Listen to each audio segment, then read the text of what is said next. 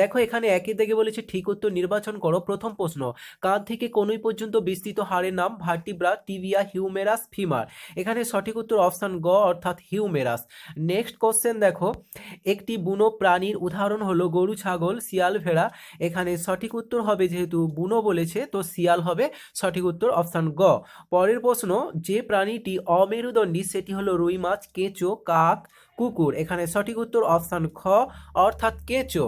Next question দেখো, পশ্চিমবঙ্গে চা চাষ হয় রাঢ় অঞ্চল, গাঙ্গেয় সমভূমি অঞ্চল, উত্তরে পার্বত্য অঞ্চল, উপকূলের সমভূমি অঞ্চলে। এখানে সঠিক উত্তর হবে তোমাদের অপশন গ অর্থাৎ উত্তরের পার্বত্য অঞ্চলে। পরের প্রশ্ন 5 নম্বরে কি বলেছে, যেটি সমুদ্রের মাছ সেটি হলো পার্শে, ট্যাংরা, রুই, সার্ডিন। এখানে সঠিক উত্তর হবে অপশন ঘ অর্থাৎ সার্ডিন। নেক্সট কোশ্চেন, সর্বপল্লী রাধাকৃষ্ণের, এটা রাধাকৃষ্ণের হবে, রাধাকৃষ্ণের জন্মদিনটি পালিত হয় যে দিবস উপলক্ষে বা যে দিবস রূপে সেটি হলো শিক্ষক দিবস, পরিবেশ দিবস, শিশু দিবস, সাধারণতন্ত্র দিবস। তো এখানে সঠিক উত্তর হবে অপশন ক অর্থাৎ তোমাদের শিক্ষক দিবস। এবার পরের দাগে দেখো, তোমাদের দুই দাগে বলেছে শূন্যস্থান পূরণ করো। তো প্রথম প্রশ্ন, রবীন্দ্রনাথ ঠাকুরের লেখা গান যে যে দেশের জাতীয় সঙ্গীত তা হলো ভারত ও ড্যাশ। তো এই ড্যাশে বসবে বাংলাদেশ, ভারত ও বাংলাদেশ। ঠিক আছে, তাহলে শূন্যস্থানে তোমরা কি লিখবে, বাংলাদেশ। পরের প্রশ্ন বলেছে বিপ্লবী সূর্য সেন ড্যাশ নামে পরিচিত। তো এই শূন্যস্থানে তোমরা বসাবে মাস্টার দা নামে পরিচিত, ময়াকা দন্তেশ্বয় টয়াকার র দয়াকার, মাস্টার দা নামে পরিচিত।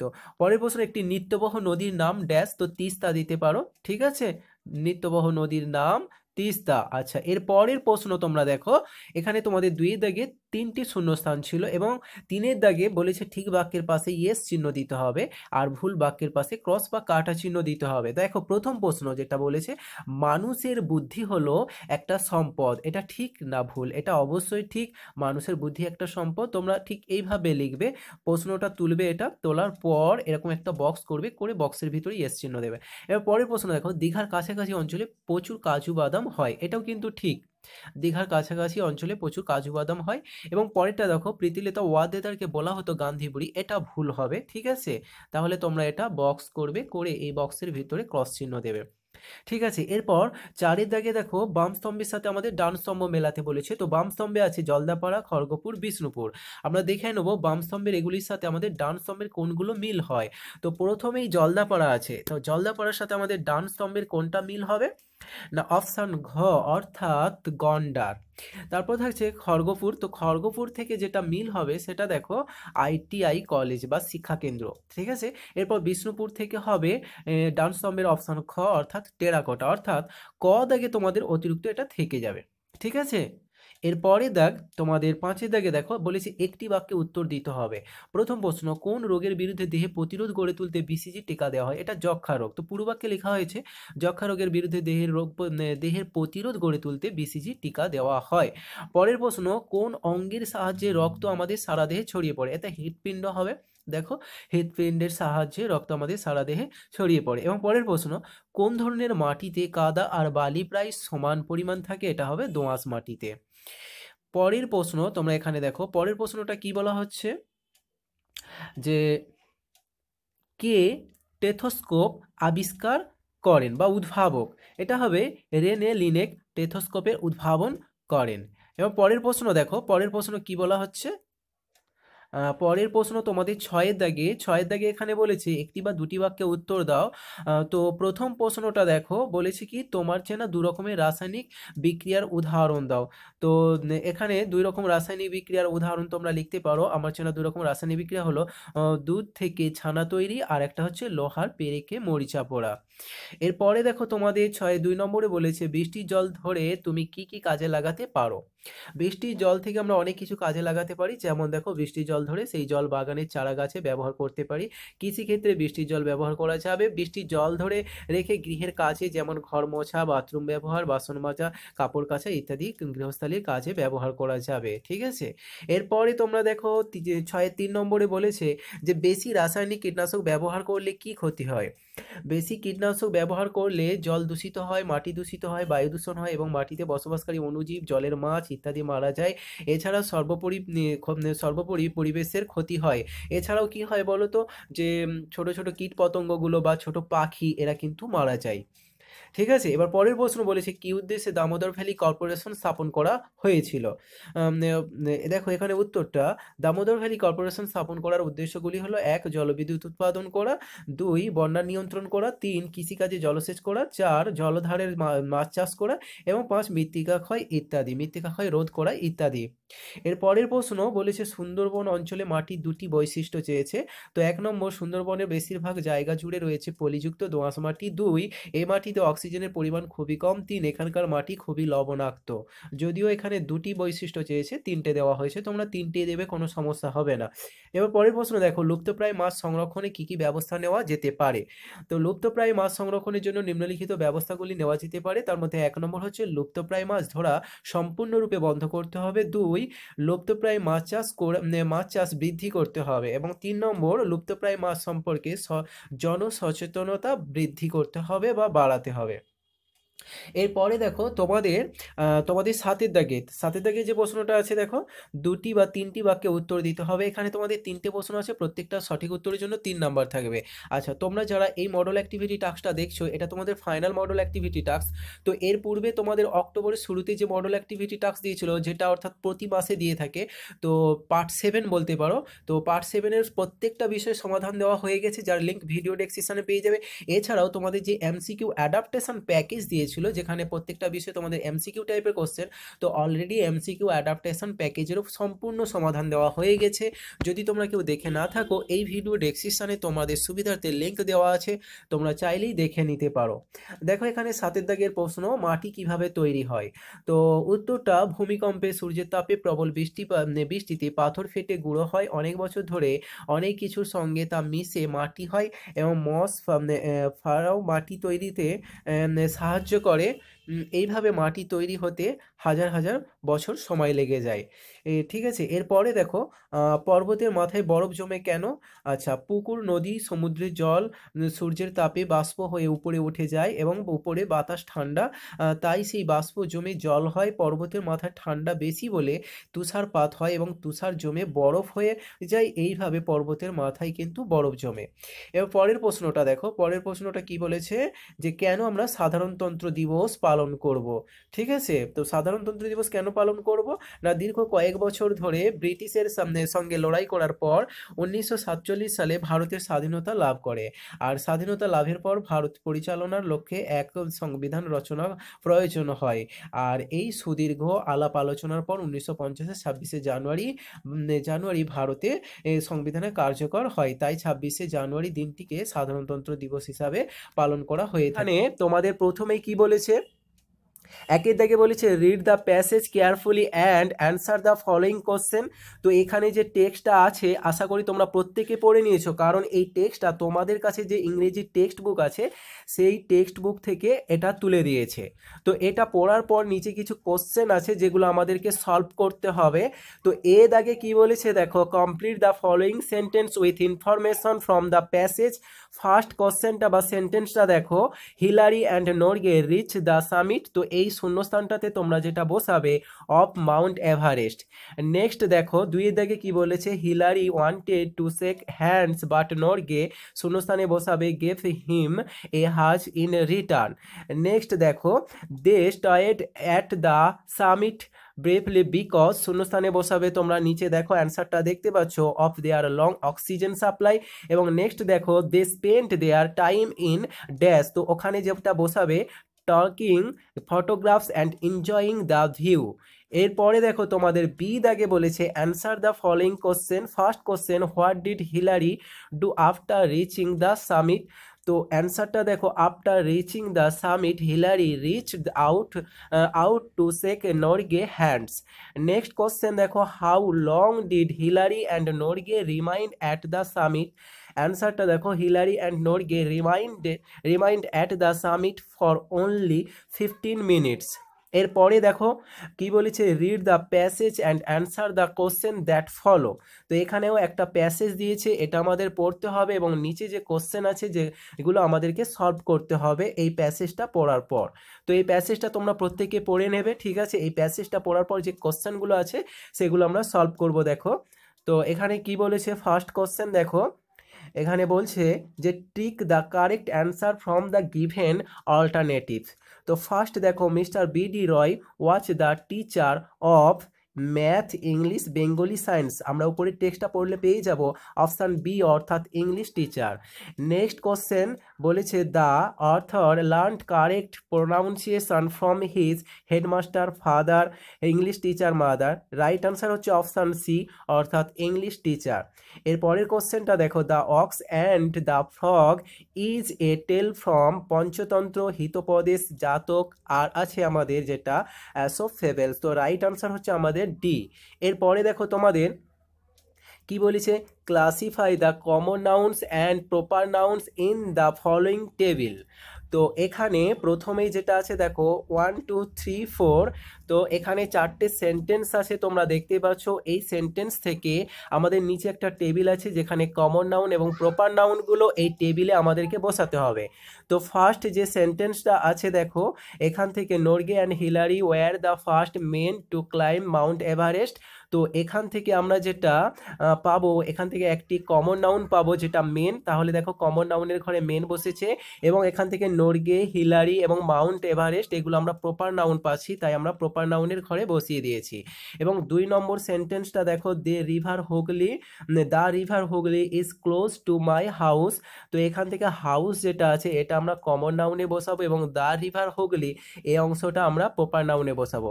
তারপরে দেখো, the horse is a useful animals. তো এখানে আমরা যেটা পাবো কমন নাউনে দেখো হর্স, এটা হাউস দেওয়া হয়েছে, এটা হাউস না, এটা হর্স হবে, ঠিক আছে। তোমরা বানানটা এখান থেকে দেখে লিখে দিও। তারপরে থাকবে কমা দিয়ে অ্যানিম্যাল, এবং এখানে তোমরা প্রপার নাউন বলে কিছু পাওয়া যাচ্ছে না এই সেন্টেন্সে। তারপরের সেন্টেন্সটা দেখো, we live in West Bengal. এখান থেকে আমরা ওয়েস্ট বেঙ্গলটা প্রপার নাউনের ঘরে বসিয়ে দেবো, তাহলে আমাদের কমপ্লিট। এরপরে দেখো তোমাদের এখানে 4 দাগে বলেছে fill in the blanks with present continuous tense of the verbs given in brackets. তো ফার্স্ট দেখো, দ্য বেবি ড্যাশ ড্র আছে এ পিকচার। তাহলে এই ড্রটা জাস্ট তোমরা এই শূন্যস্থানে বসিয়ে দেবে ড্রয়িং। এবং বিয়েটা দেখো, they dash play in the field. তাহলে এই প্লেটা তোমরা এখানে শূন্যস্থানে বসাবে যেটা প্লেয়িং। তাহলে তোমাদের কমপ্লিট হয়ে গেল 4 দাগ। এরপর 5 দাগে দেখো বলেছে fill in the blanks by choosing appropriate preposition from the list given below. তো এখানে এ বি সি ডি যে সেন্টেন্সগুলো দিয়েছে এবং শূন্যস্থান পূরণ করতে হবে আমাদের। আর নিচে দেখো লিস্ট আছে, ওভার, অন, ইট, টু, এগুলো আমাদেরকে যথাযথ জায়গায় বসাতে হবে। এ দেখো, he is going dash Kolkata. তো এই শূন্যস্থানে তোমরা বসাবে টু। তোমরা পাশে লিখবে না, তোমাদেরকে আমি এখানে পাশে লিখে দেখিয়েছি, ঠিক আছে, কিন্তু তোমরা শূন্যস্থানে বসাবে। বি বলা হচ্ছে the bird flew dash my head. তাহলে ওভার দেবে এই শূন্যস্থানটায়। তারপরে দেখো fishes live dash water in water হবে। এবং তারপরেটা দেখো put the pen dash the table. তাহলে এই শূন্যস্থানে বসাবে অন, ঠিক আছে। তাহলে তোমাদের 5 দাগ কমপ্লিট। এর পরের দাগ দেখো তোমাদের 6 দাগে কি বলেছে, fill in the table with appropriate short forms of the following words। তাহলে ফুল ফর্ম দেওয়া আছে তোমাদের কোশ্চেন পেপারে, আর আমাদেরকে শর্ট ফর্ম লিখতে হবে। প্রথমটা যেটা আছে দেখো ক্যান নট, এখানে স্পেলিংটা দেখতে পাচ্ছ CANNOT, ক্যান নট। সেখান থেকে আমাদের শর্ট ফর্ম করতে হবে CAN অ্যাপোস্ট্রফি টি আছে, এই যে এটা অ্যাপোস্ট্রফিস আছে, ঠিক আছে, তোমরা অ্যাপোস্ট্রফি দেবে। এরপরে দেখো আই অ্যাম, তো এটা শর্ট ফর্ম হচ্ছে আই অ্যাপোস্ট্রফিস এম। এবং ডিড নট, এটা হবে DIDN অ্যাপোস্ট্রফিস টি হবে। You have YOU apostrophes VE। তাহলে আমাদের শর্ট ফর্ম কমপ্লিট হয়ে গেল। এরপরে দেখো 7 দাগে বলেছে write the opposite side of the following words. তো এখানে আমাদেরকে যেটা ফার্স্ট দিয়েছে লাইট, লাইট থেকে আমরা ডার্ক লিখবো। বি ইজি বলেছে, এখান থেকে হার্ট, নেভার থেকে এভার, কার্লি থেকে স্টেথ আমরা লিখে দেব। তাহলে আমাদের কমপ্লিট হয়ে গেল। এরপরে দেখো তোমাদের যেটা বলেছে, কি বলেছে দেখো, তোমাদের নেক্সট কোশ্চেন দেখো 7 দাগে বলেছে রাইট, আচ্ছা সরি 7 দাগের কমপ্লিট হয়ে গেছে। 8 দাগ, right 5 sentence on my school. তাহলে তোমরা তোমাদের স্কুল সম্বন্ধে 5টা বাক্য লিখবে, ঠিক আছে। তো এখানে দেখো প্রথম যেটা লেখা হচ্ছে মাই স্কুল নেম ইজ। তোমরা তোমাদের এই স্কুলের নামটা কিন্তু এই শূন্যস্থানে লিখবে, লেখার পর একটা স্টপ দেবে, তাহলে তোমাদের 1 নম্বর সেন্টেন্স কমপ্লিট হয়ে যাবে। তোমাদের এখানে 5 সেন্টেন্স বলেছে, 5টা সেন্টেন্স। তাহলে প্রথমটা কি লিখছো, মাই স্কুল স্কুলের নেম ইজ ড্যাশ, এই ড্যাশটাতে তোমরা তোমাদের স্কুলের নামটা লিখে স্টপ দেবে। তাহলে 1 নম্বর সেন্টেন্স কমপ্লিট। 2 নম্বর দেখো, the school is two storeyed building, ঠিক আছে। 3 নম্বর, there is a hard playground in front of the school. তারপরে সেন্টেন্সটা দেখো, 4 নম্বরে কি বলেছে, the school teachers are very good and they teach us with care. 5 নম্বর সেন্টেন্সটা বলেছে, we respect them very much, I am very proud of my school. এখানে একের দাগে কি বলেছে, বহুমুখী উত্তরধর্মী প্রশ্ন, যেটা হচ্ছে এমসিকিউ। তো 1 নম্বর প্রশ্ন বলেছে দেখো যে 6-এর স্থানীয় মান 6 গুণিত 100, এই স্থানীয় মানযুক্ত সংখ্যাটি হলো। তো দেখো এখানে এ বি সি ডি 4টি আছে, তো এদের মধ্যে কোনটা আমাদের সঠিক উত্তর হবে? 6 গুণিত 100, তাহলে এর ফলাফলটা কত হবে? 600 হবে। আমরা এখানে দেখবো 6-এর স্থানীয় মান 600, তো এখানে সঠিক উত্তর যেটা হবে সেটা হচ্ছে অপশন বি। কারণ দেখো একক, দশক, শতক, শতকে আছে দেখো 6, বাকি অন্যান্য গুলোতে কিন্তু 6 শতকের ঘরে নেই, ঠিক আছে। এবং 2 নম্বর প্রশ্ন দেখো, নিচের সংখ্যা 4টির ক্ষুদ্রতম সংখ্যাটি হলো। তাহলে এ বি সি ডি এই যে 4টি সংখ্যা আছে, এদের মধ্যে সবচেয়ে ক্ষুদ্রতম সংখ্যা কোনটি? দেখবে এখানে সবচেয়ে ক্ষুদ্রতম সংখ্যা হচ্ছে অপশন সি, অর্থাৎ 1807776, ঠিক আছে। এবার পরে 3 নম্বর প্রশ্ন, এখানে দেখতে পাচ্ছ 1 3 8, অর্থাৎ 138কে 29 দিয়ে আমরা গুণ করব। তো এখন এটাকে গুণ করতে গেলে গুণের যে পদ্ধতিটা এখানে এবিসিডি করে উল্লেখ করেছে, কোনটা আমাদের সঠিক হবে? তো এখানে যেটা হবে সঠিক গুণের পদ্ধতি সেটা হচ্ছে অপশন সি, অর্থাৎ 138 গুণিত 9 যুক্ত 138 গুণিত 20, ঠিক আছে। এরপরে দেখো তোমাদের 4 নম্বরে কি বলেছে, নিচের যে দুটি সংখ্যার সাধারণ উৎপাদক 3 সেই সংখ্যাটি হলো। এখানে দেখো এ বি সি ডি আছে, তো এখানে সঠিক উত্তর হবে আমাদের অপশন ডি, অর্থাৎ 12কে দেখো আমরা 3 দিয়ে ভাগ করতে পাবো, বা 3-এর একটা গুণিতক হিসাবে 12 এবং 3-এরই গুণিতক হিসাবে 15, তাহলে আমরা এই 12 এবং 15-র একটা সাধারণ উৎপাদক পাবো 3, ঠিক আছে। এরপরে দেখো তোমাদের এখানে 1-এর 5 নম্বর প্রশ্ন, ঠিক আছে। তো 1-এর 5 নম্বরে কি আছে দেখো, 2-এর 3। তোমাদের যে ফাইনাল মডেল অ্যাক্টিভিটি টাস্ক দিয়েছে, এই মডেল অ্যাক্টিভিটি টাস্কে যে কোশ্চেনগুলো আছে, পূর্বে তোমাদের মডেল অ্যাক্টিভিটি টাস্ক 4, 5, 6 এখানে বিভিন্ন জায়গা থেকে নিয়েছে। তো আমি সেখান থেকেই তোমাদের পরপর দাগ নাম্বার উল্লেখ করে জানাচ্ছি। এখানে দেখো 1-এর 5 নম্বরে যেটা আছে 2-এর 3 এর একটি সমতুল্য ভগ্নাংশ। দেখো সমতুল্য ভগ্নাংশ বলতে এই যে 2-এর 3 এই যে ভগ্নাংশ, অর্থাৎ উপরে লব নিচে হর, এই লবের সাথে যা গুণ হবে হরের সাথে তাই গুণ হবে এবং সেটাই হবে তার সমতুল্য ভগ্নাংশ। দেখো এখানে এবিসিডি যেটা আছে এদের মধ্যে ডি অপশন সঠিক। দেখো উপরে 2-এর সাথে 5 গুণ হয়েছে এবং নিচে হরের সাথে এখানে 5 গুণ হয়েছে, তাহলে এটাই অ্যাকচুয়ালি সঠিক উত্তর, সমতুল্য ভগ্নাংশ। এরপরে 6 নম্বরে দেখো 1-এর 4 এবং 3-এর 32কে একই হর বিশিষ্ট ভগ্নাংশে পরিণত করলে পাওয়া যাবে, অর্থাৎ এদের হর একই হতে হবে।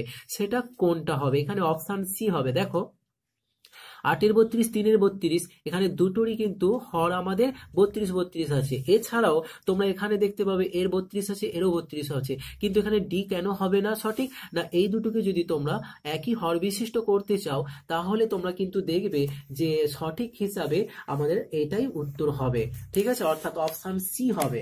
তো যদি তোমরা মনে করো একটু দেখে নিতে পারো এটা কিভাবে অপশন সি হচ্ছে। দেখো এই যে 1-এর 4 এবং 3-এর 32 আমরা একই হর বিশিষ্ট করতে যাচ্ছি, তাহলে 4 এবং 32-এর লসাগু নির্ণয় করা হবে।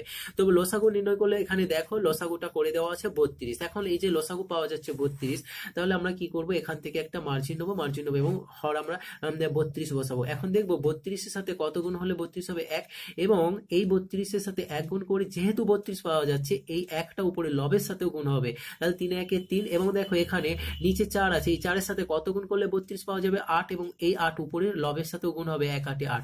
দেখো 8-এর 32 এবং 3-এর 32 এখন কিন্তু আমাদের এখানে একই হর বিশিষ্ট ভগ্নাংশ হয়েছে।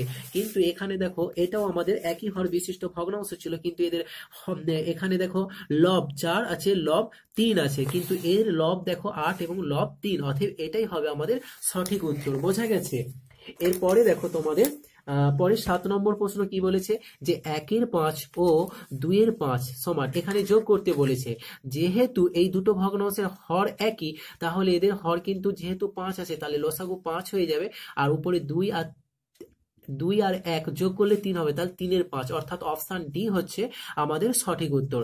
তাহলে দেখো তোমাদের ফাইনাল যে মডেল অ্যাক্টিভিটি টাস্ক বা পার্ট 8, তোমাদের 1-এর দাগের এই 7টি প্রশ্ন আছে, ঠিক আছে। তাহলে 1-এর দাগটা আমাদের কমপ্লিট হয়ে গেল। এবার দেখো 2-এর দাগ। 2-এর দাগে দেখো সত্য মিথ্যা নির্ণয় করতে বলেছে। তো 2-এর 1 নম্বর প্রশ্ন কি বলেছে দেখো, দুটি মৌলিক সংখ্যার গোসাগু সংখ্যা দুটির প্রত্যেকটি থেকে বড় হবে। এখন বলেছে দুটি মৌলিক সংখ্যার গোসাগু সংখ্যা দুটির প্রত্যেকটির থেকে বড় হবে, এটা কিন্তু মিথ্যা, ঠিক আছে, এটা অবশ্যই মিথ্যা। তোমরা তাহলে মিথ্যা লিখবে। আমি এখানে জাস্ট ক্রস চিহ্ন দিচ্ছি, তোমরা এখানে বক্স করে শেষে মিথ্যা বানান করে লিখে দেবে। পরেরটা দেখো 10,000 এক সংখ্যাটিতে 10,000 এক সংখ্যাটিতে দশকের ঘরের অঙ্কটির স্থানীয় মান হচ্ছে, এটা কি বলেছে 10, এটাও কিন্তু তোমাদের মিথ্যা। তাহলে এটাও বক্স করে এর ভিতরে মিথ্যা লিখে দেবে, ঠিক আছে। তারপরেরটা দেখো 225 টাকা মূল্যের 221টি বইয়ের দাম 225 যোগ 221, এটাও হবে মিথ্যা। কারণ 225 টাকা মূল্যের 221টি বই কিনলে তার দাম হবে, এটা গুণ করতে হবে, কিন্তু এখানে যোগ চিহ্ন দিয়েছে, তাই এটাও হয়ে যাবে তোমাদের মিথ্যা। পরেরটা দেখো বলেছে সবচেয়ে বড় সংখ্যা 11 দিয়ে 55 ও 22কে বিভাজ্য ভাগ করা যাবে, এটা কিন্তু তোমাদের সত্য, ঠিক আছে। এটা তাহলে কি সত্য, আমি এস চিহ্ন দিলাম, তোমরা এখানে সত্য বানান করে লিখবে, ঠিক আছে। তাহলে তোমাদের 2-এর এখানে যেটা প্রশ্ন আছে দেখো, 2-এর দাগে মোট 6টা প্রশ্ন, তো 1, 2, 3, 4টে হয়ে গেছে। এবার 5 আর 6 প্রশ্নটা দেখো। 5 নম্বর প্রশ্ন যেটা দেখো 0.5, আর এখানে আছে লেস দেন 0.05। তো এখানে যেটা বলতে চাচ্ছি যে 0.5-এর থেকে 0.05 বড়, এটা কিন্তু মিথ্যা, ঠিক আছে, তাই বক্সের মধ্যে মিথ্যা লেখা হবে। এবং 2-এর 6 নম্বর এখানে যে চিত্রটা দেখতে পাচ্ছ দেখো, এই চিত্রটা দেওয়ার পর বলেছে সরলরেখা দুটি পরস্পর ছেদি সরলরেখা, এটা হবে সত্য। তাহলে তোমাদের 2-এর দাগে এই 6টি প্রশ্ন ছিল কমপ্লিট হয়ে গেল। এবার দেখো তোমাদের 3-এর দাগে দুটো টেবিল আছে, 3-এর 1 এবং 3-এর 2। তো 3-এর 1-এ যে টেবিলটা আছে সেটা তোমরা এখানে দেখো ক স্তম্ভ এবং খ স্তম্ভ মেলাতে বলেছে। এখানে দেখো যেটা দেওয়া আছে যে 250 250, আমরা এটা দেখে নেবো যে এই ক স্তম্ভের এটার সাথে আমাদের খ স্তম্ভের কোনটা মিলে যায়। তাহলে দেখো এখানে একদম এই প্রথমটার সাথে খ স্তম্ভের শেষের অংশটা মিলে যাবে, ঠিক আছে। তারপরটা দেখো 25 25 0, অর্থাৎ 25 25 0, এটার সাথে আমাদের কি কোনটা মিলবে না, এটার সাথে আমাদের যেটা মিলে যাবে সেটা হচ্ছে খ স্তম্ভের একদম প্রথমেরটা, ঠিক আছে, এই অংশটা মিলে যাবে। আর পড়ে থাকছে কি 255 20, যেটা হয়ে যাবে 25,520। তো এই শেষেরটার সাথে আমাদের খ স্তম্ভের মাঝেরটা মিলে যাবে, ঠিক আছে। তাহলে তোমাদের 3-এর দাগের 1 নম্বরে যে টেবিলটা ছিল সেটা কমপ্লিট হয়ে গেল। 3-এর দাগে আরো একটা টেবিল আছে, যেটা হচ্ছে 3-এর 2 নম্বর টেবিল, কেমন। তো 3-এর 2 নম্বর টেবিলটা তোমরা একটু দেখে নাও। 3-এর 2 নম্বর টেবিলটাতে কি আছে একটু দেখো। এখানে ক স্তম্ভ দেখতে পাচ্ছ এবং এটাও খ স্তম্ভ, একই রকম ভাবে মেলাতে হবে। এখানে সরলরেখা আছে, সরল রেখাংশ আছে, রশ্মি আছে, আর সমবিন্দু সরলরেখা আছে। আর খ স্তম্ভে দেখো দুটি প্রান্তবিন্দু নেই, একটি নির্দিষ্ট ছেদবিন্দুগামী একটি প্রান্তবিন্দু আছে। তো এখানে দেখে নেবো সরল রেখার সাথে যেটা মিলছে প্রান্তবিন্দু নেই, আর সরল রেখাংশের সাথে যেটা মিলছে দুটি প্রান্তবিন্দু আছে, আর রশ্মির সাথে যেটা মিলছে সেটা একটি প্রান্তবিন্দু আছে। সমবিন্দু সরল রেখা এর সাথে যেটা মিলছে সেটা হচ্ছে একটি নির্দিষ্ট ছেদবিন্দুগামী। তাহলে তোমাদের 3-এর দাগে যে দুটো টেবিল ছিল 3-এর 1 এবং 3-এর 2 কমপ্লিট হয়ে গেল। এবার দেখো তোমাদের 4-এর দাগে, কেমন, 4-এর দাগের প্রশ্ন। তো 4-এর দাগে কি বলেছে দেখো, 4-এর প্রথমেই দেখো এখানে √144, 4-এর 1-এ √144 সমান, এখানে শূন্যস্থান দেওয়া আছে। এখন এই শূন্যস্থানটাতে কি বসবে, ঠিক আছে, এই শূন্যস্থানটাতে যেটা বসবে, রুট যদি আমরা তুলে দিই তাহলে আমরা কত পাবো না 112 পাবো। তো কিভাবে হচ্ছে সেটা তোমরা এখন একটু দেখে নেবে। দেখো এই যে 114 আছে, তো 114কে আমরা কি করব না উৎপাদকে বিশ্লেষণ করব। 272 144, 272 144, 236 72, 218 36, 29 18, 3 3 9। এই যে এখানে উৎপাদকগুলো পাওয়া গেল। এবার 144 সমান আমরা এই সংখ্যাগুলোকে আমরা কি করব গুণ চিহ্ন দিয়ে লিখে দেবো। প্রত্যেক দুটোর জন্য একটা স্কোয়ার, প্রত্যেক দুটোর জন্য একটা স্কোয়ার এবং দুটো তিনের জন্য একটা তিনের স্কোয়ার। 144 রুটের মধ্যে ছিল, এখন আমরা এই রুটটা আমরা এর মধ্যে দিয়ে দিতে পারি। তাহলে দেখো রুট আর স্কোয়ার একসাথে বাদ যাবে, তাহলে 2 গুণিত 2 গুণিত 3, তাহলে 2 2 4 4 3 12। ঠিক আছে, অর্থাৎ এখানে যে রুট 144 ছিল এটা সমান 12 কিভাবে পাওয়া গেল সেটা এখানে দেখিয়ে দেওয়া হলো। তোমরা শুধু শূন্যস্থানে এটা বসিয়ে দিলেই হবে। এরপরে দেখো তোমাদের 4-এর 2 নম্বর, 4-এর 2 নম্বরে কি বলেছে যে 18 বিয়োগ 15 18, এটা সমান যা হবে সেটা আবার লঘিষ্ঠ আকারে লিখতে হবে। ঠিক আছে, তাহলে দেখো 4-এর 2 নম্বর, দেখো 18 এবং মাইনাস 15 18। তো আমরা যদি এটাকে বিয়োগ করি, যেটা মান নির্ণয়, 18 লসাগু 18ই হবে, তাহলে 18 বিয়োগ চিহ্ন উপরে 15 আছে 15, 18 থেকে 15 বিয়োগ করলে তাহলে 3-এর 18 হবে। 3 দিয়ে আমরা এখন 18কে কেটে দিতে পারি, 3 6 18, তাহলে নিচে 6 থাকছে উপরে কিছু নেই মানে 1, আর এটাই হচ্ছে আমাদের লঘিষ্ঠ রূপ। তাহলে 1-এ 6 পাওয়া যাচ্ছে। ঠিক আছে, তাহলে এটা 4-এর 2 নম্বর। এবার দেখো 4-এর 3 নম্বর, 4-এর 3 নম্বরে কি বলেছে, এই যে 6 পূর্ণ 5-এর 3, এটা হচ্ছে একটা মিশ্র ভগ্নাংশ। এটাকে বলেছে যে আমাদের অপ্রকৃতে প্রকাশ করতে হবে। দেখো এটা সমান অপ্রকৃত ভগ্নাংশে প্রকাশ করো। তো অপ্রকৃত ভগ্নাংশে প্রকাশ করতে গেলে কি করতে হবে আমাদের, এই যে পূর্ণ সংখ্যা যেটা আছে এর সাথে আমাদের হরের গুণ করতে হবে, অর্থাৎ 6 গুণিত 3 এর সাথে লব যোগ হবে, 6 গুণিত 3 যোগ 5, আর নিচে আমাদের যা আছে তাই থাকবে। পরের লাইনে দেখো 6 3 18 যোগ 5, 18 আর 5 যোগ করলে 23 হবে এবং নিচে 3 থাকবে, তাহলে 23-এর 3, এটাই হচ্ছে অপ্রকৃত ভগ্নাংশ। ঠিক আছে, এরপর 4-এর 3 নম্বর কমপ্লিট। 4-এর 4 নম্বরে দেখো তোমাদের 4-এর 4 নম্বরে কি বলেছে, যে তোমার কাছে 4 টাকা 50 পয়সা জমা ছিল, আমি 15 টাকা 50 পয়সা দিলাম, এখন তোমার কাছে মোট কত টাকা হলো। তাহলে আগে 4.50 টাকা ছিল আর আমি এখন 15.50 টাকা দিলাম, কত টাকা হলো। তাহলে আমরা এটাকে যোগ করে দেবো, আর যোগ করলে উত্তরটা পাওয়া যাবে। 4.50 তার নিচে 15.50 বসিয়ে যোগ করা হচ্ছে, 0 0 0 হবে, 5 5 10-এর 0 হবে, হাতে 1, 5 থেকে 6 4 10-এর 0, হাতে থেকে 1 1 2, তাহলে আমার কাছে মোট 20 টাকা হলো। এই যে 20 পর দশমিকের পর 0 0 আছে, এটা আমরা 0 0 না দিলেও হবে, তাহলে 20 টাকা। তাহলে দেখো তোমাদের 4-এর দাগে 4টি প্রশ্ন ছিল, কমপ্লিট হয়ে গেল। এবার তোমাদের 5-এর দাগের প্রশ্ন। ঠিক আছে, তো 5-এর দাগের প্রথম প্রশ্নটা দেখো, এখানে কি বলা হচ্ছে, যে তুমি তোমার মায়ের থেকে 25 বছরের ছোট, এখন বর্তমান তোমার মায়ের বয়স হচ্ছে 36 বছর, 2 বছর পর তোমাদের বয়সের সমষ্টি কত হবে। তাহলে প্রথমত যেটা বলছে যে 25 বছরের ছোট তুমি, এবং বর্তমান বয়স বলেছে কত না 36, 2 বছর পরে কত হবে সেটা আমাদেরকে, এবং সমষ্টি চাচ্ছে। ঠিক আছে, 2 বছর পরে সমষ্টিটা কত হবে সেটা বলতে হবে।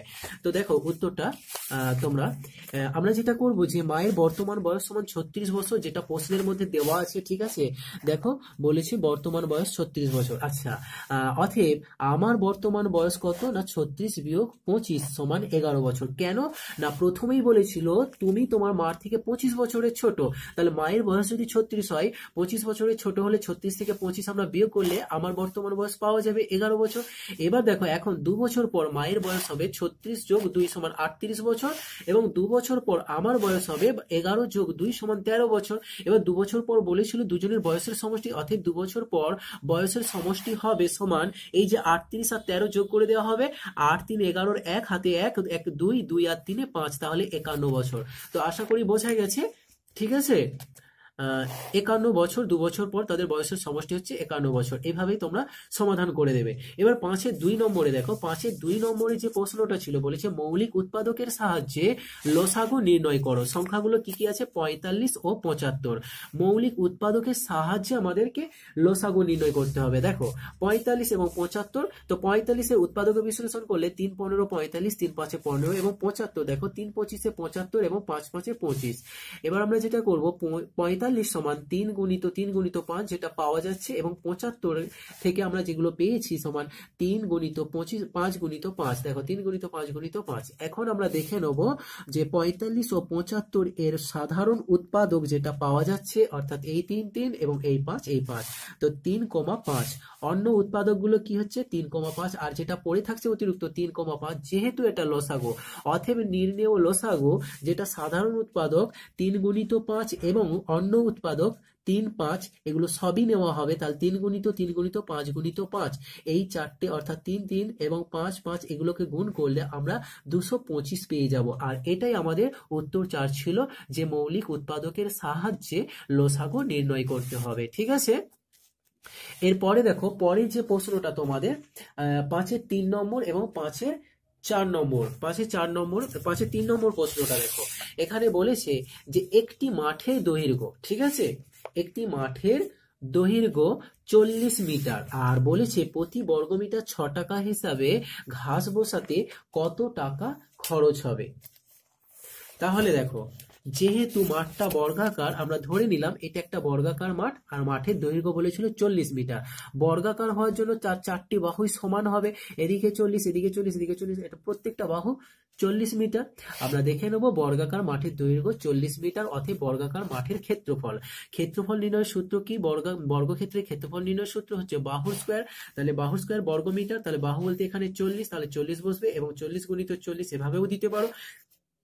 তাহলে আমরা যেটা ক্ষেত্রফল পাবো 40 গুণিত 40 গুণ করলে 1600 বর্গমিটার। আর প্রশ্নে বলা ছিল যে প্রতি বর্গমিটার 6 টাকা হিসাবে ঘাস বসাতে কত খরচ হবে। তাহলে মাঠটার ক্ষেত্রফল পাওয়া গেছে 1600 বর্গমিটার, তাহলে 6 টাকা হিসাবে এই 1600 বর্গমিটারে ঘাস বসাতে কত খরচ হবে। অতএব বর্গাকার মাঠে ঘাস বসাতে খরচ হবে 1600 গুণিত 6। ঠিক আছে, তাহলে 1600 গুণিত 6 সমান কত হবে? 9600 টাকা। তাহলে এটাই হচ্ছে আমাদের খরচ।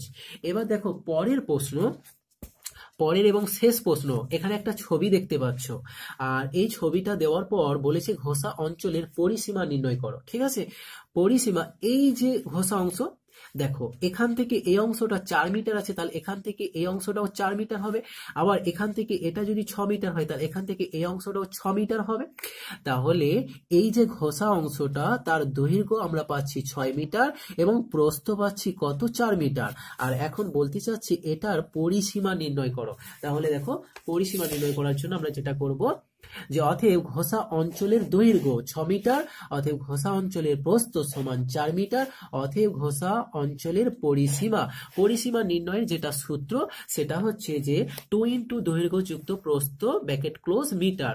তাহলে 2 ইন্টু দৈর্ঘ্য প্রশ্নে দেওয়া আছে দেখো 6 মিটার এবং প্রস্থ দেওয়া আছে 4 মিটার। তাহলে দেখো 2 গুণিত 6 আর 4 যোগ করলে 10 হবে, তাহলে 2 10 20 মিটার। তো এটাই হচ্ছে তোমাদের পরিসীমা।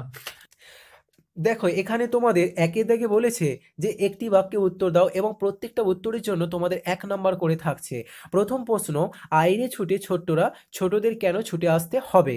উত্তর, ছোটদের ছুটে আসতে হবে কারণ গল্প বুড়ো তার ঝুলিতে করে অনেক রকম মন ভরানো গল্প নিয়ে এসেছে। পরের প্রশ্ন, আমাদের জওয়ানদের একটা ঘাঁটি ছিল, জওয়ানদের ঘাঁটিটা কোথায় ছিল? উত্তর, জওয়ানদের ঘাঁটিটি ছিল লাদাখের একটা বরফে ঢাকা নির্জন জায়গাতে। পরের প্রশ্ন, দারোগা বাবু এবং হাবু কবিতায় মেজদার পোষ্য, এটা পোষ্য হবে মূর্ধন্য ষ, কারা?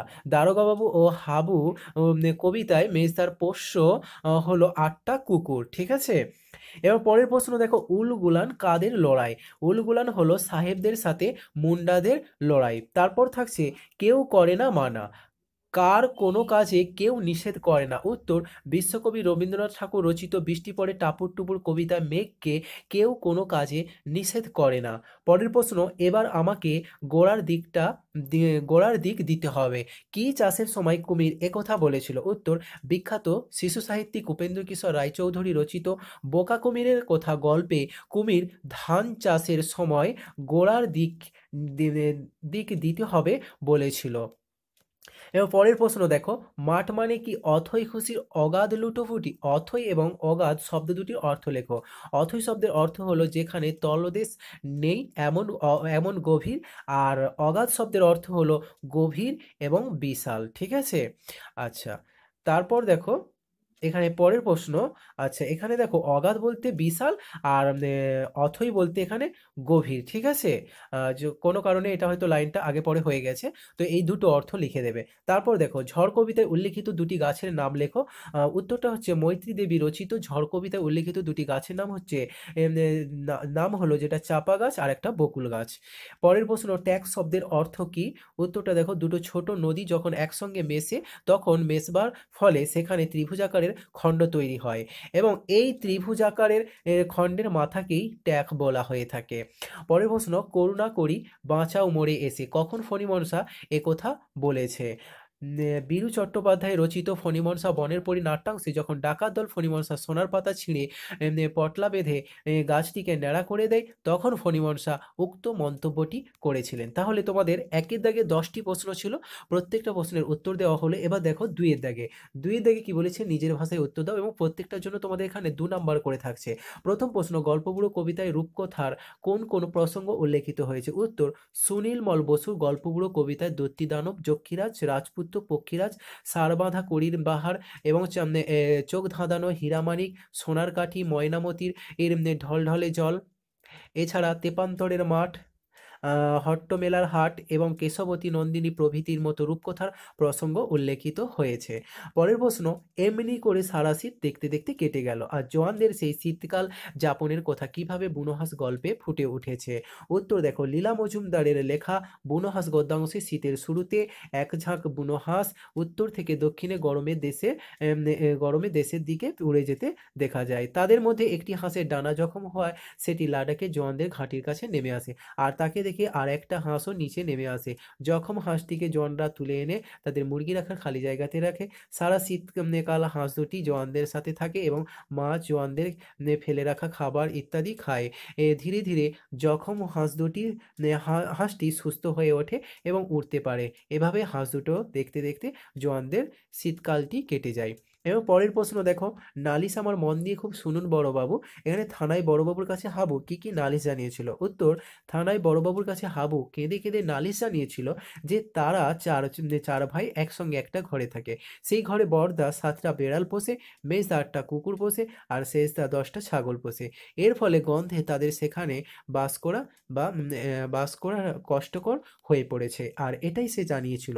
পরের প্রশ্ন, এতোয়াকে দেখলে মনে হয় দুরন্ত এক বাচ্চা ঘোড়া। উদ্ধৃতিটির আলোকে এতোয়ার কাজকর্মের পরিচয় দাও। উত্তর, মহাশ্বেতা দেবীর এতোয়া মুন্ডা কাহিনী এর মূল চরিত্র এতোয়া সবসময় ব্যস্ত থাকে গরু ছাগল মোষ চড়াতে, বাগানে গরু চড়াতে চড়াতে টক আম, শুকনো কাঠ, মেটে আলু, পুকুর পাড় থেকে তোলা শাক সবই সে বস্তায় ভরে নেয়। তারপর ঢুলাং নদী পেরিয়ে ঘন সবুজ ঘাস বনে গরু মোষ ছেড়ে দেয়। এবার সুবর্ণরেখা নদীতে বাঁশে বোনা জালটাকে পেতে নিজেকে রাজা ভাবতে থাকে। এবং পরের প্রশ্ন, বিমলার অভিমান কবিতা অনুসারে বিমলার অভিমানের কারণ বিশ্লেষণ করো। উত্তর, বিমলা বাড়ি ছোট মেয়ে, তাকে দিয়ে সারাদিন অনেক কাজ করিয়ে নেওয়া হয়, যেমন ফুল তোলা, পূজা করা, বাচ্চাদের সামলানো, ছাগলে তাড়ানো, নুন আনা, পানের জন্য চুন আনা ইত্যাদি। আর খাওয়ার সময় দাদা আর অবনীকে তার চেয়ে বেশি ক্ষীর দেয়। দেওয়ায় বিমলার অভিমান হয়। ঠিক আছে, পরের প্রশ্ন দেখো, ছাদটা ছিল আমার আমার কেতাবে পড়া মরুভূমি ছেলেবেলা রচনাংশ ছাদের প্রসঙ্গটি লেখা কিভাবে স্মরণ করেছিল? উত্তরটা দেখো, ছেলেবেলা রচনাংশে বাইরে খোলা ছাদটা ছিল রবীন্দ্রনাথ ঠাকুরের ছুটির দেশ। এই ছাদের লেখকের নানাভাবে বয়ে চলতো। পিতার অনুপস্থিতিতে সেই ছাদে যাওয়াটা ছিল তার কাছে সাত সমুদ্রের পাড়ে যাওয়া আনন্দের মতো। ওই ছাদ থেকে কলকাতার মাথার উপর দিয়ে পা ফেলে ফেলে তার মন চলে যেন আকাশের সে সীমানায়। মাঝে মাঝে দেখা যেত নানা বাড়ির নানা রকম ছাদ ও গাছের ঝাঁকড়া মাথা, সবকিছু মিলিয়ে ছাদটা যেন ছিল তার কেতাবে পড়া মরুভূমি। পরের প্রশ্ন, তারই সঙ্গে মনে পড়ে ছেলেবেলার গান। কেমন দিনের কথকের ছেলেবেলার কোন গানের কথা মনে পড়ে? রবীন্দ্রনাথ ঠাকুরের বৃষ্টি পড়ে টাপুর টুপুর কবিতা অনুসারে বৃষ্টির দিনের কথকের ছেলেবেলার যে গানটা মনে পড়ে সেটি হলো বৃষ্টি পড়ে টাপুর টুপুর নদে এলো বান। পরের প্রশ্ন, ব্যাঙ স্বেচ্ছায় বৃষ্টি আনার কাছে যুক্ত বলো। বৃষ্টি আনার কাছে যুক্ত হয়ে ব্যাঙ কি করেছিল? যুক্ত হলে আচ্ছা। পরের উত্তরটা দেখো এখানে, পাহাড়ি বর্ষা সুরে গল্পে পৃথিবীতে যখন খরা চলছে তখন ব্যাঙ স্বেচ্ছায় বৃষ্টি আনার কাজে যুক্ত হলো। সে ঠিক করেছিল যে ভগবানকে জিজ্ঞাসা করবে কোন সৃষ্টিকে অর্থাৎ কেন সৃষ্টিকে অর্থাৎ পৃথিবীকে জল থেকে অবহেলা করছে। সে সকালে বেলাও সকালবেলা যাত্রা শুরু করে এবং সে জানতো যে ভগবানের কাছে যাওয়ার জন্য রাস্তা অত্যন্ত ক্লান্তিকর। সে যখন তার গন্তব্যে যাচ্ছিল তখন তার সঙ্গে ব্যাঙ, মৌমাছি, মোরগ, বা বাঘ, এটা বলতে পারো বাঘ এর সঙ্গে দেখা হয়। তারাও বলে আমরাও তোমার সঙ্গে যাব। আর এভাবে তারা গেল এবং পৃথিবীতে বৃষ্টি নামিয়ে আনলো। পরের প্রশ্ন, ভেবে পাইনে নিজে কবি কি ভেবে পায় না? উত্তর, মায়াতুর কবিতা গাছটিকে দিনের এক সময় এক সময় আলো আঁধারি বর্ষা এক রকমের দেখতে লাগে। আর অনেকটা যেন মায়ার খেলা দেখা যেত। গাছটিকে সন্ধ্যাবেলা কাছ থেকে এমনি দু হাত তুলে ভূতের নাচ করতে দেখেছেন কবি। আবার আবার রাত্রিতে ভালুকের মতো কম্পজ্বর আসতো। এছাড়াও বৃষ্টি থামলেই লক্ষ হীরার মাছ গাছটির মাথায় যেন মুকুট হয়ে যেত। এইভাবে কবি কল্পনা করতে করতে তিনি যেন কল্পনার জগতে হারিয়ে যান। তাই তিনি আর কিছু ভেবে পান না। পরের প্রশ্ন 10 নম্বরে কি বলেছে দেখো, ফণিমনসা ও বনের পরী নাটকের সূত্রধারের ভূমিকা আলোচনা করো। উত্তর, ফণিমনসা ও বনের পরী নাটকের সূত্রধারের ভূমিকা স্বতন্ত্র, বৈশিষ্ট্য উজ্জ্বল। সূত্রধার শব্দের অর্থ হলো নাটকের প্রস্তাবক, অর্থাৎ ফণিমনসা ও বনের পরী নাটক শুরু থেকে শেষ পর্যন্ত সূত্রধরের গুরুত্বপূর্ণ ভূমিকা লক্ষ্য করা যায়। সমস্ত নাটকটি ফণিমনসা ও বনের পরী চরিত্রকে নিয়ে গড়ে উঠলেও সমগ্র নাটকটিতে সূত্রধরের ভূমিকা উল্লেখযোগ্য। দৃশ্য বিবরণ, ঘটনাগুলি পরিবর্তন আমরা দেখতে পাই, তাই নাটকটিতে সূত্রধরের ভূমিকা অত্যন্ত গুরুত্বপূর্ণ। এবার দেখো 3 দাগে তোমাদের কি বলেছে, নির্দেশ অনুসারে নিচের প্রশ্নগুলির উত্তর দাও। 3 নম্বর এখানে দেখো কি বলেছে, সন্ধি করো। ঠিক আছে, তাহলে সন্ধি করতে বলেছে। প্রথমটা দেখো, মিশি যুক্ত কালো, সেটা মিস কালো হবে। আর যুক্ত দিন একদিন হবে। বড় যুক্ত ঠাকুর বট ঠাকুর হবে। তারপরটা সৎ যুক্ত গ্রন্থ সৎ গ্রন্থ, দিক যুক্ত নির্ণয় দিক নির্ণয়। এটা দেখো এখানে যে দয়া সিংহ আছে দিক নির্ণয়। ঠিক আছে, তোমরা এখানে দেখতে পাচ্ছ, তো সেই মতো তোমরা লিখে নিও। এবার দেখো তিনি 2 নম্বরে বলেছে নিচের পদগুলি ব্যঞ্জন সন্ধির কোন কোন নিয়ম মেনে বদ্ধ হয়েছে তা আলোচনা করো বা লেখো। তো এখানে দেখো প্রচ্ছদ আছে, যুক্ত ছদ, এখানে যোগ ছ সমান অচ্ছ। আর প্রাগৈতিহাসিক, প্রাক যুক্ত ঐতিহাসিক, যোগ গ। আচ্ছা, সদিচ্ছা, সৎ যুক্ত ইচ্ছা, যোগ হসি সমান দয়া হসি। বিদ্যুৎ বেগ, বিদ্যুৎ যুক্ত বেগ সমান, এখানে দেখো ব্র্যাকেটে দেওয়া হয়েছে যোগ যোগ দ হয়েছে। পদ্ধতি, পদ যুক্ত হতি, যেটা যোগ হ সমান দয়ে ধ। তো এখানে ক দাগে বলেছে দেখো, বহুর মধ্যে সঠিক উত্তর খুঁজে তোমরা ইয়েস চিহ্ন দেবে এবং যে কোনো এখানে 25টা প্রশ্নের উত্তর দিতে হবে, প্রত্যেকটার জন্য 1 নাম্বার করে থাকছে। তো প্রথম প্রশ্ন দেখো, কোনটি ভিটামিন এ জাতীয় খাবার নয়? এখানে যে 1 2 3 4 4টে ফলের নাম বা 4টে তোমরা নাম দেখতে পাচ্ছ, এদের মধ্যে ভিটামিন এ জাতীয় খাবার নয় যেটা, সেটা হচ্ছে পাকা আম। ঠিক আছে, অন্য কালি দিয়ে চিহ্নিত করা হয়েছে যাতে তোমরা বুঝতে পারো।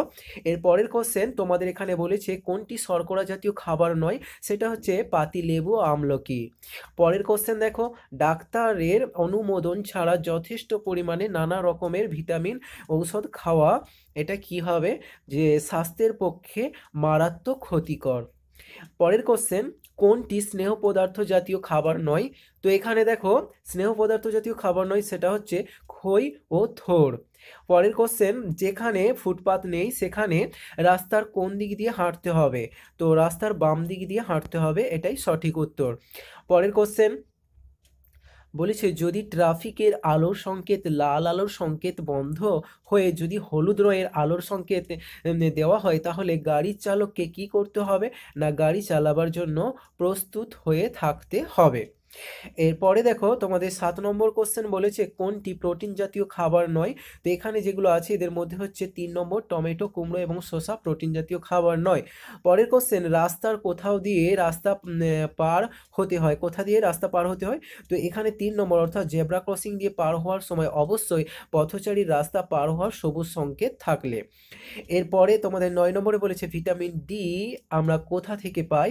তো এখানে যেগুলো দেওয়া আছে এদের মধ্য থেকে হচ্ছে যে সবকটি থেকেই আমরা ভিটামিন ডি পেয়ে থাকি, অর্থাৎ উপরে সূর্যের আলো, মাছের যকৃৎ তেল, দুধ ও ডিমের কুসুম এগুলো থেকে আমরা ভিটামিন ডি পেয়ে থাকি। এর পরের কোশ্চেন, কোন খাদ্যটিতে আমিষ বা অর্থাৎ প্রোটিন জাতীয় খাদ্যের প্রাধান্য আছে? ভাত, ডিম, ডাবের জল? তো এখানে আনসার হচ্ছে অপশন 2 অর্থাৎ ডিম। পরের কোশ্চেন, রাস্তা পার হওয়ার সময় কি করতে হবে? না চারদিকটা দেখে রাস্তা পার হতে হয়। পরের কোশ্চেন, রাস্তায় পথচারীদের কোথা দিয়ে হাঁটা উচিত? উত্তরটা হবে দেখো 4 নম্বর অর্থাৎ ফুটপাত দিয়ে, এবং যেখানে ফুটপাত নেই সেখানে রাস্তার বাম দিক দিয়ে। পরের কোশ্চেন বলেছে, কোন পানীয় থেকে আমরা সোডিয়ামযুক্ত খনিজ মৌল বেশি পরিমাণে পেয়ে থাকি বা গ্রহণ করে থাকি? সেটা হচ্ছে ডাবের জল। পরের কোশ্চেন, কোন খাদ্য উপকরণ থেকে আমরা আয়োডিনযুক্ত খনিজ মৌল পেয়ে থাকি? সেটা হচ্ছে খাবার লবণ। পরের কোশ্চেন, ট্রাফিক পুলিশ কি কাজ করে? 1 নম্বর ট্রাফিক ও পথচারীদের রাস্তা পথ চলার দিক নির্দেশ দেয় এবং আইন ভঙ্গকারীদের কাছ থেকে জরিমানা আদায় করে।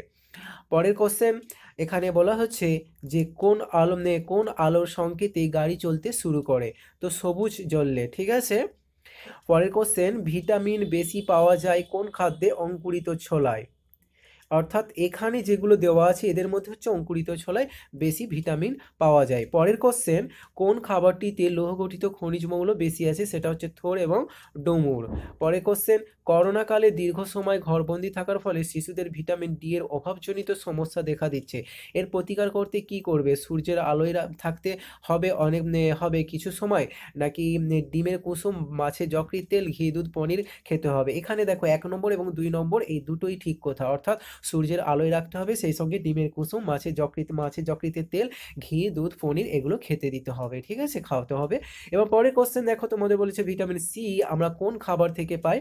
তো এখানে দেখো 1 নম্বর আর 2 নম্বর অর্থাৎ পেয়ারা, তাজা ফল, এছাড়া তাজা শাকসবজি ও মৌসুমী থেকে আমরা পেয়ে থাকি, অর্থাৎ সেই কারণে তোমাদের 4 নম্বরটা রাইট আনসার হচ্ছে, ঠিক আছে। পরের কোশ্চেন এখানে বলেছে, কোন খাবারটিতে ক্যালসিয়াম ঘটিত খনিজ মৌল বেশি আছে? তো এখানে যে খাবারগুলো আছে এদের মধ্যে হচ্ছে দুধে সব থেকে বেশি ক্যালসিয়াম ঘটিত খনিজ মৌল আছে। পরের কোশ্চেন, কোন খাদ্যটিতে শর্করা জাতীয় খাদ্যের প্রাধান্য আছে? এটা হবে চিনি। পরের কোশ্চেন দেখো, ভিটামিন কে আমাদের দেহে কি কাজে লাগে? তো এখানে দেখো 1 নম্বর এবং 2 নম্বরটা ঠিক, অর্থাৎ রক্ত জমাট বাঁধতে সাহায্য করে, সেই সঙ্গে নার্ভ ও পেশি স্বাভাবিক প্রতিক্রিয়াতে সাহায্য করে। পরে দেখো, কোন খাদ্যে তেল বা চর্বি অর্থাৎ স্নেহ পদার্থ জাতীয় খাদ্য উপাদান বেশি আছে? সেটা হচ্ছে ঘি আর মাখন। পরের কোশ্চেন, জেব্রা ক্রসিং এর কি রঙের দাগ দেওয়া থাকে? তো সাদা কালো দাগ থাকে জেব্রা ক্রসিং এ।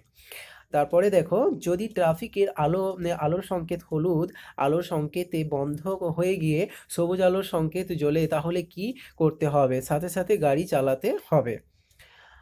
যদিও উত্তরটি ভিটামিন এ, তাহলে প্রশ্নটি কি হবে? না কোন ভিটামিনের অভাবে রাতকানা হয়, ঠিক আছে, অর্থাৎ ভিটামিন এর অভাবে রাতকানা হয়ে থাকে। পরের কোশ্চেন, দৃষ্টিহীন ব্যক্তিকে রাস্তা পার হতে কে সবচেয়ে বেশি সাহায্য করবে? এখানে উত্তর হচ্ছে দৃষ্টিহীন ব্যক্তির কাছাকাছি থাকা যে পথচারী। পরেরটা দেখো বলেছে, কোনটি শিশুদের ক্ষেত্রে সুষম খাদ্য? সেটা হচ্ছে দুধ। এর পরের কোশ্চেনে তোমাদের কি বলছে দেখো, এখানে আছে খ দাগে, অর্থাৎ এতক্ষণ পর্যন্ত তোমাদের ক দাগে ওই প্রশ্নগুলো ছিল, এবার তোমাদের খ দাগে যে প্রশ্নগুলো আছে সেটা তোমরা একটু দেখো। তো দেখো এখানে প্রথম যে কোশ্চেনটা আছে এগুলো শূন্যস্থান, বলেছে ড্যাশ এটি কি বলেছে? না ড্যাশ এটি এক রোগ শিশুদের হয়ে থাকে, বড়দেরও ওই রোগ হতে পারে হঠাৎ যে কোনো ফাঁকে। এটা কি 1 নম্বর চেয়েছে সংক্রামক, 2 বলছে অসংক্রামক। তো এখানে যেটা হবে উত্তর সেটা হচ্ছে তোমাদের সংক্রামক, অর্থাৎ এই শূন্যস্থানটাতে তোমরা 1 নম্বরে সংক্রামক কথাটা বসিয়ে দেবে।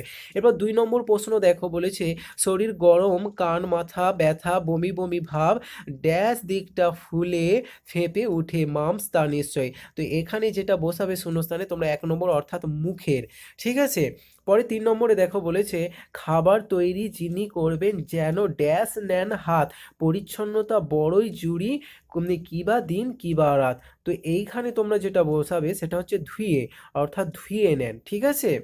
4 নম্বর কোশ্চেন, ড্যাশ কি বলেছে দেখো, ড্যাশ খেয়ে উপশম হলে নেই কোনো চিন্তার, নয়তো স্বাস্থ্য কেন্দ্রে তাকে নিয়ে যাওয়া দরকার। এখানে ড্যাশ খেয়ে এটা হবে ORS, অর্থাৎ 2 নম্বরটা সঠিক উত্তর, শূন্যস্থানে বসাবে। এরপর 5 নম্বরে দেখো কি বলেছে, ড্যাশ গন্ধ যদি নাকে আসে হতে হবে সাবধান, দ্রুততার সাথে বন্ধ করবে, গ্যাসেরই তো নবখান। তো এখানে ড্যাশ গন্ধ, এটা হবে গ্যাসের গন্ধ, ঠিক আছে। তাহলে 1 নম্বরেরটা তোমরা এখানে শূন্যস্থানে বসিয়ে দেবে। 6 নম্বর প্রশ্নটা দেখো, বলেছে শাড়ির ড্যাশ খাবার নামালে বিপদ হতেই পারে, সাঁড়াশিটা কাছে রাখতেই হবে ঠিকমতো ব্যবহারে। তো এই শূন্যস্থানটাতে তোমরা যেটা বসাবে সেটা দেখো, নিচে তোমাদের যে 1 নম্বরে আছে যেটা আঁচল, এই আঁচল কথাটা তোমরা এই শূন্যস্থানে বসিয়ে দেবে। তাহলে তোমাদের খ দাগে যে কোশ্চেনগুলো ছিল সলভ হলো। এবার তোমরা দেখো গ দাগে কি বলেছে, এখানে একটা ছবি দেখতে পাচ্ছ। তো এই ছবিগুলো দেখে আমাদের এখানে বলেছে যে সমস্যা তুলে ধরা হয়েছে সেটা আমাদেরকে লিখতে হবে, অর্থাৎ এই ছবিটা দেখে আমাদেরকে বলতে হবে এখানে কোন সমস্যা উল্লেখ করা হয়েছে ছবির দ্বারা। তো এটা আমাদের লিখতে হবে। তারপরে দেখো খ দাগে আবার এখানে তোমাদের আরও একটা ছবি আছে, তো এই ছবিটা দেখেও আমাদেরকে বলতে হবে। তারপরে আরও একটা ছবি আছে, এই ছবিটা দেখেও আমাদের বক্তব্যগুলো পেশ করতে হবে যে এখানে কোন বিষয় তুলে ধরা হয়েছে, ঠিক আছে। তো এখানে দেখো পরপর উত্তরগুলো আলোচনা হচ্ছে। তো ক দাগে দেখো যেটা ওখানে আছে, তো 1 নম্বর হচ্ছে গ্যাসের গন্ধ নাকে এলে সাবধান হতে হবে। 2, গ্যাসের নবখানা বন্ধ না থাকলে তা বন্ধ করতে হবে। 3, গ্যাসের পাইপ লিক করলে গ্যাস সরবরাহকারী সংস্থাকে খবর দিতে হবে। 4, কোনো স্থানে আগুন লাগলে অযথা দৌড়াদৌড়ি করা যাবে না, নিকটবর্তী দমকলে খবর দিতে হবে, ঠিক আছে। তাহলে দেখো এরপর, তো দেখো এই যে 1 নম্বর ছবিটা ছিল, এই ছবিটার বর্ণনা দেওয়া হলো। এবার তোমাদের খ প্রশ্নে, খ যে ছবিটা আছে তার বর্ণনাটা দেখো। এখানে যেটা হচ্ছে জ্বলন্ত স্টোভে কেরোসিন ঢালা যাবে না, কারণ এতে আগুন লেগে যেতে পারে। এবার গ দাগে যে ছবিটা ছিল তার বক্তব্যটা 1 নম্বরে, ঘরে মোমবাতি বা কপি সাবধানে ব্যবহার করতে হবে, তার কারণ হচ্ছে কারণ তা থেকে আগুন লেগে যেতে পারে। 2, মোমবাতি বা কপি জ্বালিয়ে ঘুমালে কার্বন মনোক্সাইড গ্যাসের কারণে কারো প্রাণ পর্যন্ত যেতে পারে, ঠিক আছে। তো এই ছিল তোমাদের মডেল অ্যাক্টিভিটি টাস্ক পার্ট 8, যা সম্পূর্ণ সমাধান দেওয়া